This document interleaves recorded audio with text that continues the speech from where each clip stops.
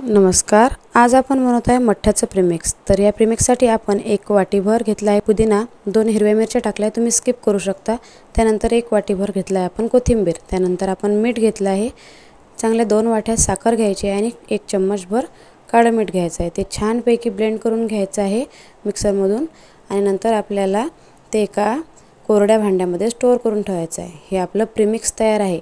8 ते 10 दिवस याला काहीच होत नाही। उन्हामधून आल्यावर आपल्या खूप कंटाळा येतो की काहीतरी करावं आणि प्यावं, तर मग त्यासाठी हे आपलं एकदम रेडी प्रीमिक्स तयार आहे।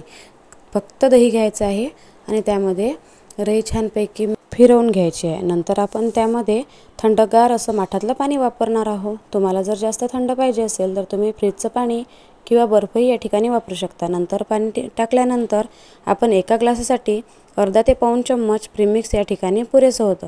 बघा, मी ताक करून घेतलं आहे, त्यानंतर ते ग्लासमध्ये काढून घेत आहे आणि अर्धा ते पाऊण चम्मच फक्त आपण हे तयार प्रीमिक्स टाकणार आहोत। बघा किती छानपैकी आपलं प्रीमिक्स तयार आहे। त्यानंतर बघा, हे मिक्स झाल्यानंतर आपला मठ्ठा लगेच तयार होतो। उन्हाळ्यातून आल्यावर जर आपल्याला कंटाळा येत असेल तर लगेच हे तयार होणारं असं प्रीमिक्स आहे।